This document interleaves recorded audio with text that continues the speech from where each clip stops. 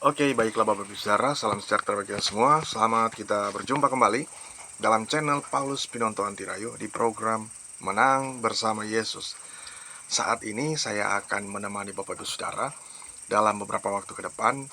Namun sebelum Bapak Ibu Saudara nonton video ini, jangan lupa tekan tombol subscribe-nya, komen, like sebanyak-banyaknya, dan jangan dilewati video ini atau tonton terus video ini sampai akhir, agar supaya Bapak Ibu Saudara mendapatkan notifikasi renungan atau khotbah-khotbah dari saya.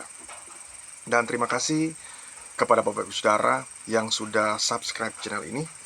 Tuhan Yesus memberkati dalam segala tugas, pekerjaan, dan pelayanan Bapak Ibu Saudara. Semoga channel ini makin berkembang berkat dukungan, support dari Bapak Ibu Saudara. Jika Bapak Ibu Saudara membutuhkan layanan doa, Bapak Ibu bisa tinggalkan komentar di kolom komentar di bawah ini, atau bisa menghubungi kami di 0852 40 30 2930. Nanti tim doa kami, yaitu tim doa Yabes, akan mendoakan Bapak Ibu Saudara. Dan tema renungan atau tema khotbah saya saat ini adalah tidak berlaku curang. Mari kita buka Alkitab kita. Kita temukan di dalam kitab Mazmur pasal 37. Dalam kitab Mazmur pasal 37. Kita boleh cari bersama-sama dalam kitab Mazmur pasal 37 ayat pertama sampai ayat yang ke-6. Firman Tuhan berkata di dalam kitab Mazmur pasal 37 ayat pertama sampai 6, firman Tuhan berkata, dari Daud, jangan marah karena orang yang berbuat jahat, jangan iri hati kepada orang yang berbuat curang, sebab mereka segera lisut seperti lumput dan layu seperti tumbuh-tumbuhan hijau. Percayalah kepada Tuhan dan lakukanlah yang baik, diamlah di negeri dan berlakulah setia. Dan bergembiralah karena Tuhan, maka Ia akan memberikan kepadamu apa yang diinginkan hatimu. Serahkanlah hidupmu kepada Tuhan dan percayalah kepadanya, dan Ia akan bertindak. Ia akan memunculkan kebenaranmu seperti terang dan hakmu seperti siang. Nah, Bapak Ibu Saudara, firman Tuhan ini diungkapkan oleh Daud. Dia bermazmur, memberikan mazmur. Dia katakan bahwa janganlah marah karena orang yang berbuat jahat.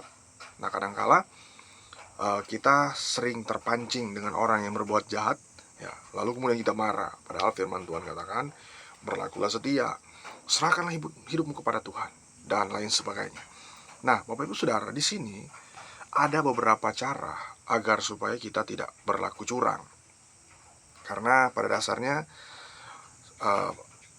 semua orang tidak mau berlaku curang, ya, dengan alasan karena ketika dia berlaku curang maka dia akan menuai kecurangan. Nah, seperti itu.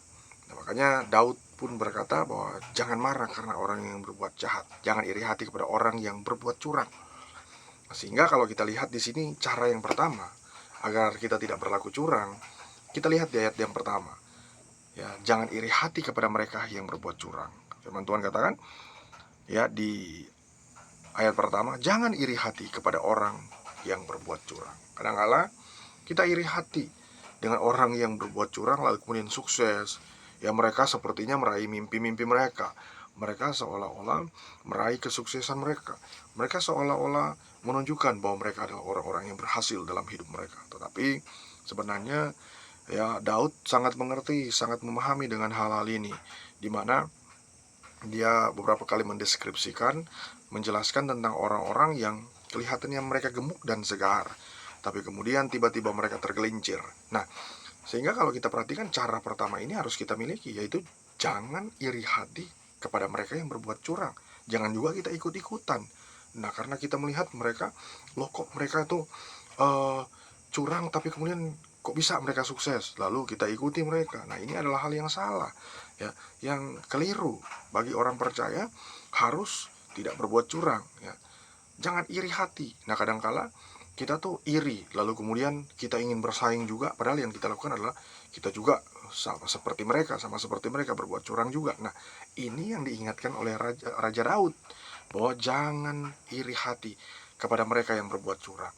Tuhan tahu waktu kita, Tuhan tahu berkat kita kapan Tuhan berikan. Tuhan tahu, ya, doa-doa Bapak Ibu Saudara. Tuhan tahu, ya, posisi hati Bapak Ibu Saudara seperti apa. Bapak Ibu Saudara hati Bapak Ibu Saudara yang mungkin gundah gulana, yang mungkin hari ini sedang mengeluh, atau mungkin hari ini atau mungkin saat ini sedang membutuhkan Tuhan. Tuhan sangat tahu. Makanya firman Tuhan katakan jangan iri hati. Nah, sehingga kita nih kadang-kala ingin bergegas sendiri, ingin mengambil keputusan sendiri. Kita ingin seperti orang-orang yang curang. Ya udah deh, aku sama seperti orang-orang yang curang. Nanti persoalan minta ampun, nantilah Tuhan ampuni. Padahal firman Tuhan katakan jangan iri hati kepada mereka yang berbuat curang. Maka itu yang pertama. Nah, lalu kemudian cara kedua agar kita tidak berlaku curang adalah serahkan hidup kita pada Tuhan. Kalau kita lihat di ayat yang kelima, firman Tuhan katakan, serahkanlah hidupmu kepada Tuhan.